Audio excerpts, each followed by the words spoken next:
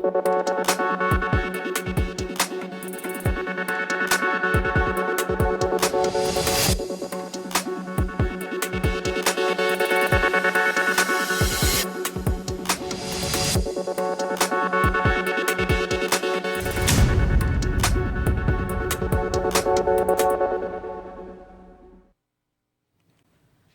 जन टीवी देख रहे हैं आप। मैं श्वेता शर्मा आपके साथ। खबरों की शुरुआत से पहले एक नजर डालेंगे अभी की हेडलाइंस पर।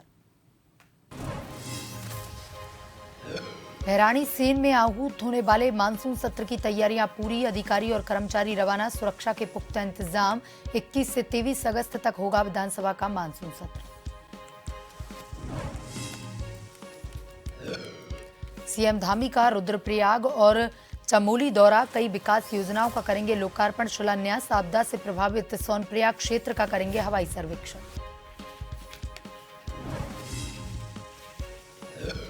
उधम सिंह नगर के रुद्रपुर में सखी वन स्टॉप सेंटर से 2 नाबालिग हुई गायब, पुलिस ने गुमशुदगी दर्ज कर छानबीन की शुरू, खंगाले सीसीटीवी।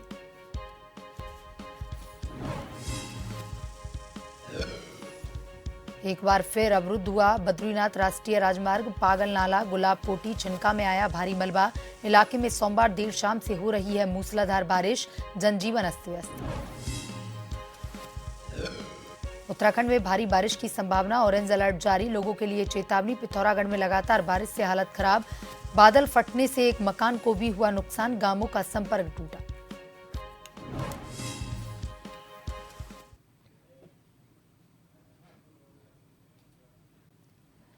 और अब खबरें विस्तार से। 21 से 23 अगस्त तक चमोली जिले के गेरसेन में विधानसभा का मानसून सत्र भैराणी सेन भवन में आयोजित किया जाएगा। मानसून सत्र को लेकर भैराणी सेन विधानसभा में सभी प्रकार की तैयारियां पूरी कर ली गई हैं। मानसून सत्र को लेकर के भैराणी सेन में सभी प्रकार की सुरक्षा हेतु पुख्ता इंतजाम किए गए हैं। मानसून सत्र के दौरान भैराणी सेन में पहली बार सत्र बुलाया गया है। इससे पहले बजट और शीतकालीन सत्र भैराणी सेन गेरसेन में आयोजित हो चुके हैं। इस साल की शुरुआत में सरकार की विपक्ष द्वारा आलोचना की गई थी, जब उसने भैराणी सेन में विधानसभा का बजट सत्र बुलाने के बजाय देहरादून में सत्र आयोजित किया था। भैराणी सेन में विधानसभा के आगामी मानसून सत्र के लिए विधानसभा सचिवालय को अब तक सदस्यों के 500 से अधिक प्रश्न प्राप्त हो चुके हैं। भैराणी सेन 7,800 फीट से अधिक की ऊंचाई पर स्थित है और भारी मानसूनी बारिश के बीच सुचारू सड़क संपर्क बनाए रखना अधिकारियों के लिए सबसे बड़ी चुनौती होगी। गेरसेन के पास भैराणी सेन को जोड़ने वाली सड़कें ऊंचे पहाड़ों से होकर गुजरती हैं और गेरसेन को देहरादून और राज्य के अन्य हिस्सों से जोड़ने वाली सड़कों और राजमार्ग पर मानसून के मौसम के दौरान कोई लैंडस्लाइड जोन सक्रिय हो जाते हैं। मानसून सत्र के लिए सरकारी अधिकारियों, कर्मचारियों और सुरक्षा कर्मियों ने राज्य की ग्रीष्मकालीन राजधानी का रुख करना शुरू कर दिया है।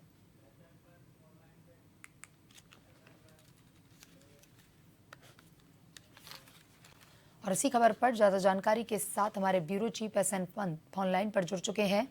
एसएन पंत, कल विधानसभा का मानसून सत्र भैराणी सेन में आयोजित होने जा रहा है। बात करें अगर तैयारियों को लेकर के, वहां की सुरक्षा व्यवस्था को लेकर के, तो क्या कुछ तैयारियां वहां पर की गई हैं? बिल्कुल श्वेता, आपको बताना चाहूंगा, उत्तराखंड विधानसभा के मानसून सत्र का जो 3 दिवसीय सत्र आहूत किया गया है, वो ग्रीष्मकालीन राजधानी गैरसैंण के भैराणी सेन विधान भवन में किया गया है, जिसके लिए सभी तैयारियां विधानसभा सचिवालय की ओर से पूरी कर ली गई है। और आज विधानसभा में बकायदा गैरसैंण भैराणी सेन के विधान भवन में सर्वदलीय बैठक भी होगी, कार्य मंत्रणा समिति की बैठक भी होगी, जिसमें विपक्ष और पक्ष के विधायक भी शिरकत करेंगे, नेता प्रतिपक्ष शिरकत करेंगे और विधानसभा अध्यक्ष इसकी बैठक लेंगी। इसके अलावा जहां तक सुरक्षा व्यवस्था का सवाल है, तो सबसे पहले उत्तराखंड में, क्योंकि अभी मानसून सीजन चल रहा है, लगातार मूसलाधार बारिश से जगह जगह भूस्खलन हो रहा है, चारधाम यात्रा अधिकांश स्थानों पर बाधित हो रही है। उसके बाद बीआरओ और पीडब्ल्यूडी के जरिए लगातार सड़कें खोलने का काम किया जा रहा है। और आज भी मौसम विभाग ने पूर्वानुमान जारी किया है कि अगले 24 घंटों में 5 जिलों में भारी से भारी बारिश होने की संभावना है, जिसमें चमोली जनपद भी है और देहरादून भी है। यानी चमोली जिला वही है जहां पर गैरसैंण के भैराणी सेन विधान भवन में विधानसभा का सत्र आहूत किया जा रहा है। 21, 22 और 23 दिन, यानी 3 दिन तक ये विधानसभा का सत्र आहूत किया जाएगा, जिसमें महत्वपूर्ण जो तैयारियां हैं वो पूरी कर ली गई हैं। तमाम सरकारी मुलाजिम जाना पहुंचना शुरू हो गए हैं और जी आज शाम तक सभी लोग पहुंच जाएंगे। जी इसके अलावा मुख्यमंत्री भी शाम को पहुंच जाएंगे। जी एसएन पंत, वहां का जो रास्ता है बहुत दुर्गम पहाड़ियों से होकर गुजरता है। मानसून का वक्त इस समय चल रहा है, लगातार अलर्ट भी जारी किए जा रहे हैं। ऐसे में कम अवधि के लिए ही इस सत्र को आयोजित किया जा रहा है, लेकिन अगर कोई परेशानी का सामना किसी नेता या मंत्री को वहां पर करना पड़ता है, क्योंकि दुर्गम रास्तों से होकर काफी ऊंचाई पर भराड़ी सेन जो है विधानसभा है, वहां पर ये दुर्गम रास्तों से होकर गुजरने वाला रास्ता है, तो इसके लिए क्या कुछ इंतजाम किए गए हैं? अगर किसी प्रकार की घटना हो जाती है तो उसका जिम्मेदार कौन?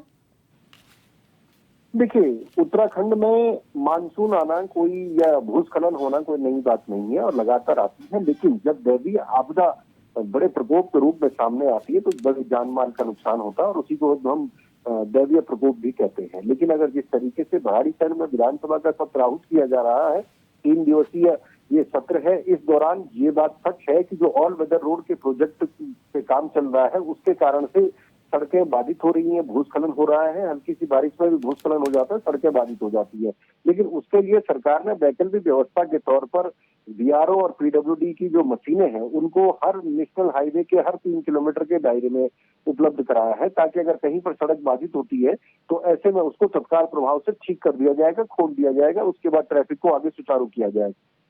जहां तक गैरसैंण भराड़ीसैंण के विधानसभा की कार्रवाई में जाने वाले मंत्री, विधायक या सरकार का या नुमाइंदगी करने वाले अधिकारी है या प्रबंधनकारी है, जो भी वहां पहुंचना चाहते हैं, तो तकरीबन 55 किलोमीटर कर्णप्रयाग से पड़ता है गैरसैंण भराड़ीसैंण और वहां पर जो रूट है वो बिल्कुल ठीक है, कोई भूस्खलन वाली वहां पर नहीं, लेकिन कर्णप्रयाग तक पहुंचने में कई जगह दिक्कतों का सामना करना पड़ सकता है और ऐसे में एक दिन पहले ही तमाम अधिकारी कर्मचारियों को वहां पर पहुंचने के निर्देश जारी किए गए हैं और सारी व्यवस्थाएं जो विधानसभा परिसर है उसके अलावा जो पुलिस हेडक्वार्टर बनाया गया है, जो सचिवालय बनाया गया है, जो जीएमबीएन के गेस्ट हाउस है, उनको 3 दिवसीय कार्यवाही के दरमियान लिया गया है, ताकि जो सरकारी मुलाजिम है, विभागीय सचिव है, अधिकारी हैं, निदेशक हैं, पुलिस प्रशासन है, उन तमाम लोगों को या अधिकारियों को वहां पर रहने के लिए व्यवस्था की गई है। साथ ही साथ क्योंकि भराड़ीसैंण गैरसैंण से भी 4 किलोमीटर आगे ऊंचाई वाले इलाके में पड़ता है, वहां पर खाने पीने की किसी प्रकार की कोई समस्या न हो, इसके लिए सरकार ने विधान भवन में ही खाने पीने की व्यवस्था भी की है, ताकि किसी प्रकार की कोई समस्या न हो किसी को भी।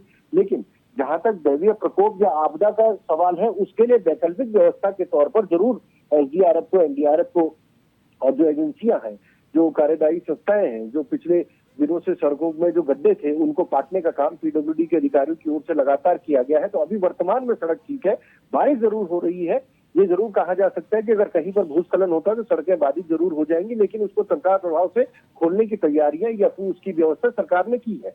जी एसएन पंत, बड़े ही कम समय की अवधि इस मानसून सत्र की रहने वाली है। ऐसे में 500 से अधिक प्रश्न भी हैं जो सामने आ चुके हैं। ऐसे कौन से वो मुद्दे होंगे, ऐसे कौन से वो महत्वपूर्ण मुद्दे जो इतनी कम अवधि में विपक्ष सरकार को घेरेगा?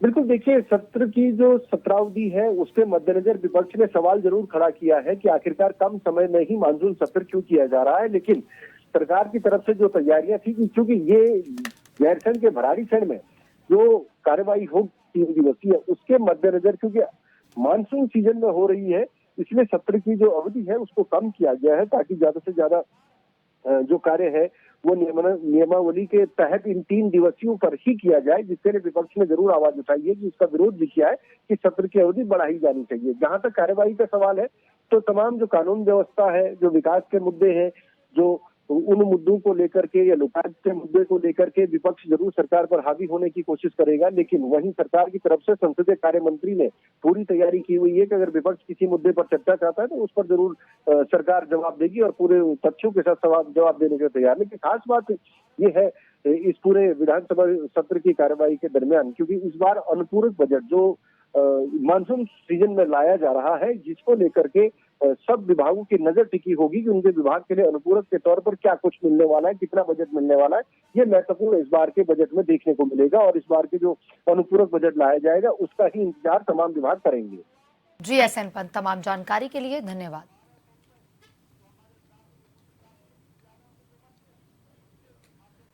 रुद्रपुर कोतवाली से कुछ ही दूरी पर स्थित वन स्टॉप सेंटर से 2 नाबालिग लड़कियों के गायब होने का मामला सामने आया है। नाबालिग लड़कियों के गायब होने के बाद बाल विकास विभाग और पुलिस महकमे में हड़कंप मच गया। सूचना मिलने पर पुलिस ने सेंटर पर पहुंचकर जानकारी लेने के बाद सीसीटीवी कैमरे खंगाले। पुलिस ने दोनों की गुमशुदगी दर्ज कर ली है। पुलिस के मुताबिक कोतवाली से कुछ ही दूरी पर ब्लॉक रोड पर वन स्टॉप सेंटर है। यहाँ उन लड़कियों को रखा जाता है या तो परेशान हैं या घर से भाग जाती हैं। पुलिस उनको बरामद कर वन स्टॉप सेंटर में रखकर काउंसलिंग कराती है। यहां पर एक इंचार्ज समेत कई महिला कर्मियों की तैनाती है, साथ ही सुरक्षा के लिए गार्ड की तैनाती है। बताया जा रहा है कि रविवार की सुबह सेंटर से 2 लड़कियां गायब हो गई हैं। दोनों के गायब होने की जानकारी पर सेंटर में हड़कंप मचा हुआ है। सेंटर इंचार्ज ने इसकी सूचना कोतवाली पुलिस को दी है।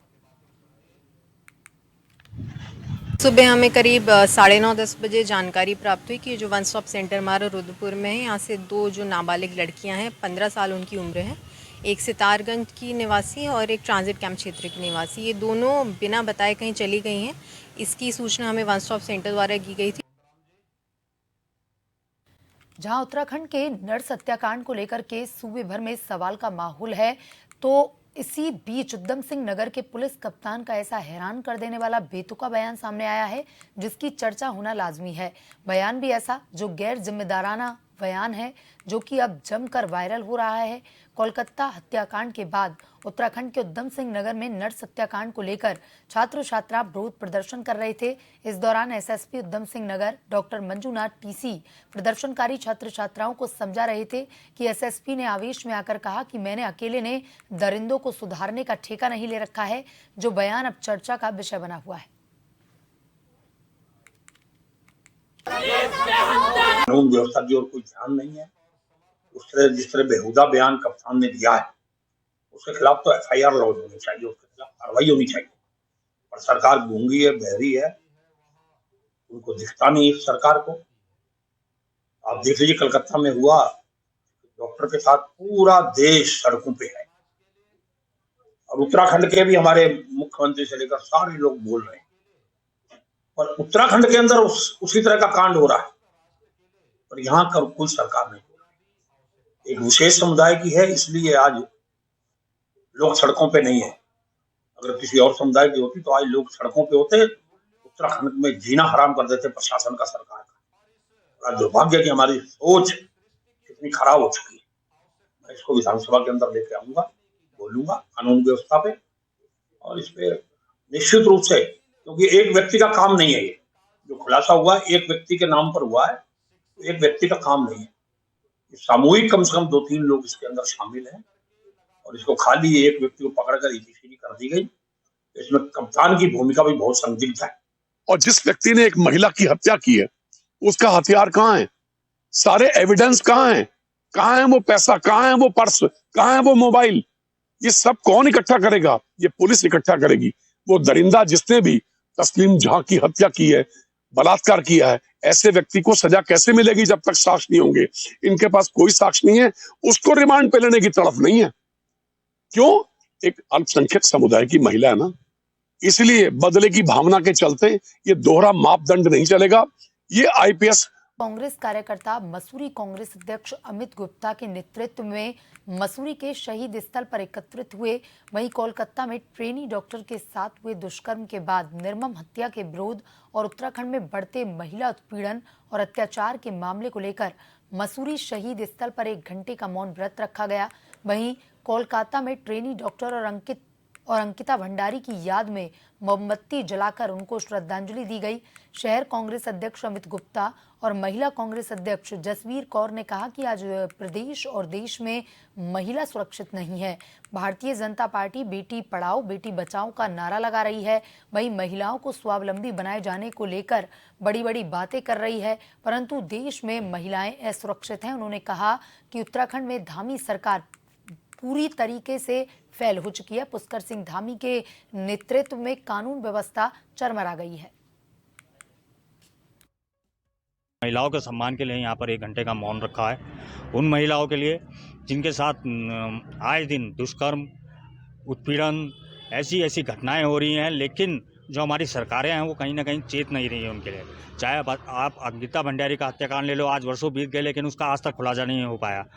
बात करें रुद्रपुर की और हाल ही में आईएसबीटी देहरादून की, तो लगातार जो ये घटनाएं हैं लगातार बढ़ती जा रही है और जो हमारी कानून व्यवस्था है कहीं ना कहीं वो लचर दिख रही है। मोदी जी ने ये कहा था बलात्कारियों के लिए एक नियम बनाया जाएगा, एक कानून बनाया जाएगा कि उनको सख्त से सख्त सजा दी जाएगी।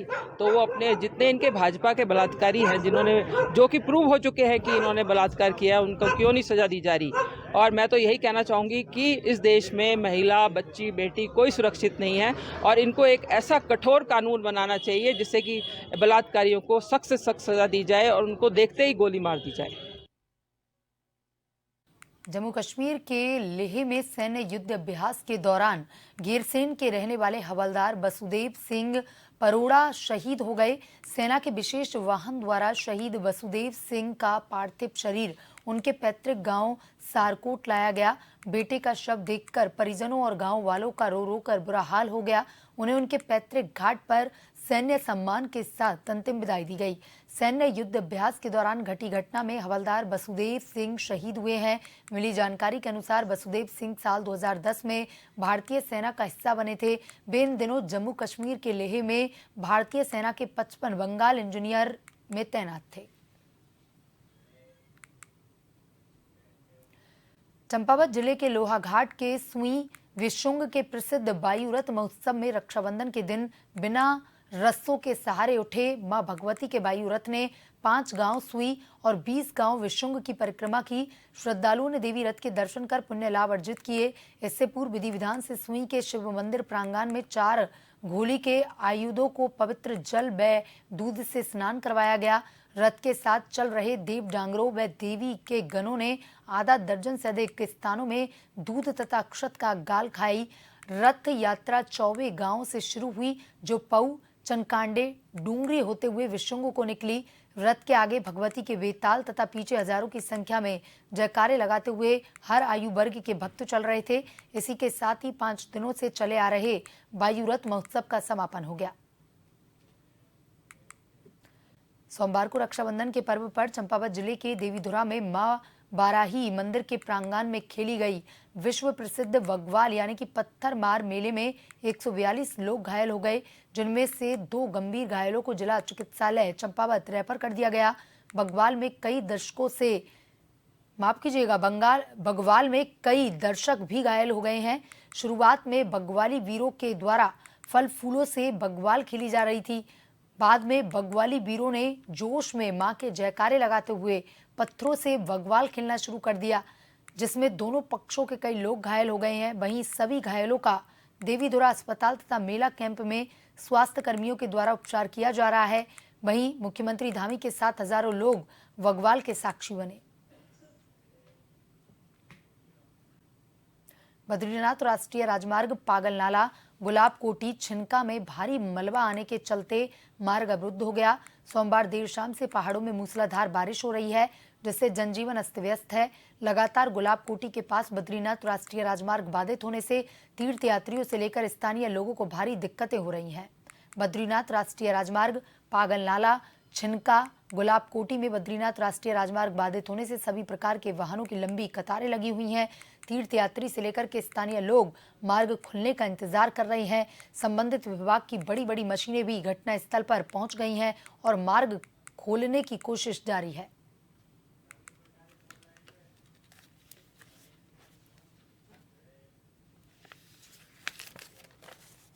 और इसी खबर पर ज्यादा जानकारी के साथ हमारे संवाददाता नवीन भंडारी फोन लाइन पर जुड़ चुके हैं। नवीन, पहाड़ों में बारिश जो है वो आफत बनी हुई है और अब आम जनजीवन जो है वो भी अस्त व्यस्त होता हुआ नजर आ रहा है। लोगों को लगातार परेशानियों का सामना करना पड़ रहा है। एक बार फिर से बद्रीनाथ राष्ट्रीय राजमार्ग भारी मलबा आ जाने की वजह से बाधित हुआ है। अभी का क्या कुछ अपडेट है? जी श्वेता, मैं आपको बताना चाहता हूं कि पहाड़ों में लगातार मौसम का मिजाज बदला हुआ है। देर शाम से लगातार बारिश हो रही है, हालांकि अभी भी बारिश का दौर जारी है। ऐसे में अगर खासकर बद्रीनाथ राष्ट्रीय राजमार्ग की अगर हम बात करना चाहें तो बद्रीनाथ राष्ट्रीय राजमार्ग कई जगहों पर बाधित हो चला है। वाहनों की लंबी कतार लग चुकी है, लोगों को परेशानियों का सामना वहां पर करना पड़ा है। तो वहीं बात करें पागल नाला की, तो पागल नाला लगातार बाधित हो रहा है, जिसके चलते वहां पर जो तीर्थयात्री हैं लगातार फंसे हुए देखे जा रहे हैं। स्थानीय लोगों को वहां पर पैदल आवाजाही करने में भी भारी दिक्कतों का सामना करना पड़ा। है। तो वहीं अगर बात करें खासकर अगर वहाँ तमाम जो बद्रीनाथ राष्ट्रीय राजमार्ग हैं, चाहे अगर गुलाबकोटी की बात की जाए, चाहे अन्य जगहों की बात की, लगातार वहां पर बद्रीनाथ राष्ट्रीय राजमार्ग बाधित हो रहा है। ऐसे में जो तीर्थ यात्री हैं बद्रीनाथ धाम के लिए पहुंच रहे हैं, उन्हें वहां पर काफी दिक्कतों का सामना करना पड़ रहा है। हालांकि संबंधित विभाग की मशीनें इस वक्त सड़क खोलने में लगी हुई है, लेकिन कुछ कहा नहीं जा सकता है कि राष्ट्रीय राजमार्ग को खोलने में कितना समय लग सकता है। अभी जानकारी के लिए धन्यवाद। पिथौरागढ़ जिले में रविवार रात्रि को भारी बारिश के कारण अतिवृष्टि से देवानी से मदरमा को जोड़ने वाली पुलिया क्षतिग्रस्त हो गई है। इस पुल से जुड़ने वाले 200 से अधिक आबादी के लिए संकट पैदा हो गया है। पेयजल और ग्राम पंचायत की विभिन्न परिसंपत्तियां ध्वस्त हो गई हैं। भारी बारिश के कारण वाता और उमडाड़ा के पैदल मार्ग भी क्षतिग्रस्त हुए, जिससे ग्रामीण वासियों को काफी दिक्कतों का सामना करना पड़ रहा है। पिथौरागढ़ जिले के वासवगढ़ ग्राम पंचायत खेत भराड़ में बादल फटने से एक मकान को भारी नुकसान हुआ।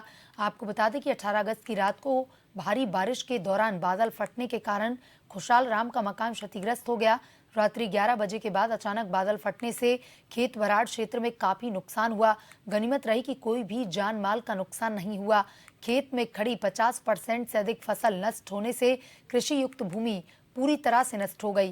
वहीं खेत भराड़ के पास बहने वाली बरागाड़ नदी का प्रवाह तेज होने से जगदीश सिंह व राजेंद्र सिंह के आवासीय मकानों के साथ 1 दर्जन से अधिक मकानों को खतरा हो गया है। ग्रामीणों ने बताया पिछले वर्ष सिंचाई विभाग द्वारा नदी में चैनलाइज का कार्य किया गया था, लेकिन इस वर्ष कार्य न होने के कारण नदी का मलबा गांव की तरफ बढ़ रहा है, जिस कारण गांव को खतरा बना हुआ है। ग्रामीणों द्वारा सभी विभागीय अधिकारियों से निवेदन किया गया है कि नुकसान का मौका मुआयना करते हुए जल्द कार्रवाई करें। मौसम विभाग ने मंगलवार को उत्तराखंड के 6 जिलों में बारिश का ऑरेंज अलर्ट जारी किया। आईएमडी के अनुसार देहरादून, बागेश्वर, चंपावत, नैनीताल, उधम सिंह नगर और पिथौरागढ़ में भारी बारिश हो सकती है। 20 अगस्त को मौसम विभाग की ओर से अति भारी बारिश की संभावना जताई गई है। मौसम विभाग ने लोगों को यात्रा न करने की सलाह दी है। उन्होंने कहा है कि जो लोग यात्रा कर रहे हैं, अगर बहुत जरूरी है तभी वे यात्रा करें, अन्यथा वे यात्रा करने से बचें। उन्होंने कहा कि भारी बारिश को लेकर प्रशासन द्वारा जारी की गई गाइडलाइन का पालन करें।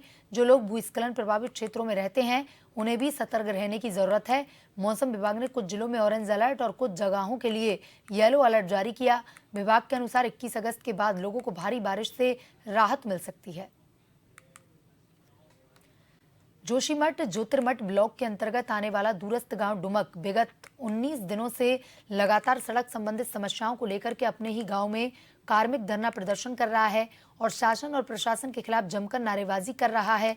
डुमक गांव के स्थानीय ग्रामीणों ने अपने ही गांव में देर शाम को एक बार फिर से मशाल जुलूस प्रदर्शन कर अपना विरोध दर्ज करवाया, जिस दौरान ग्रामीणों ने शासन और प्रशासन के खिलाफ नारेबाजी शुरू कर दी। वहीं स्थानीय ग्रामीणों का कहना है कि अगर जल्द शासन और प्रशासन मिलकर हमारे गांव की सड़क जैसी संबंधित समस्याओं को पूरा नहीं कर पाता है, तो वो लोग आने वाले दिनों में और भी तेज आंदोलन करने के लिए बाध्य हो जाएंगे। आज हमारे द्वारा मशाल जुलूस रैली निकाली गई। अगर सरकार आगे भी हमारी मांगे पूरी नहीं करती है तो जनता उग्र आंदोलन करने के लिए तैयार होगी। कोलकाता में डॉक्टर के साथ हुए रेप और हत्या के मामले में पूरे देश में प्रदर्शन हो रहे हैं। लोग सड़कों पर उतरकर दोषियों के खिलाफ कार्रवाई की मांग कर रहे हैं। वहीं कांग्रेस प्रदेश अध्यक्ष करण माहेरा ने प्रदेश में महिलाओं के साथ हो रहे दुराचार और कुकृत्यों को लेकर रानीखेत के गांधी चौक में 1 घंटे का मौन उपवास रखा।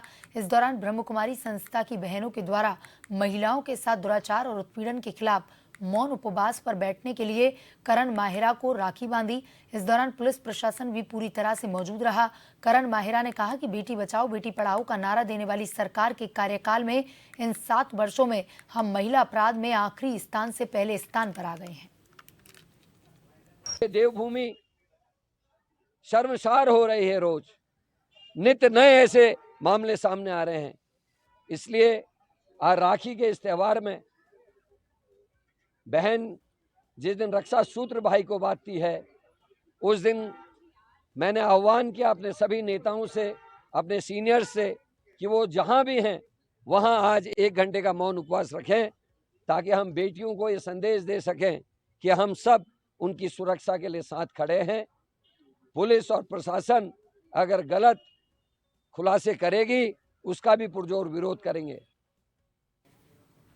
बुलेटिन में अभी तक के लिए इतना ही। बने रहिए जन टीवी के साथ। नमस्कार।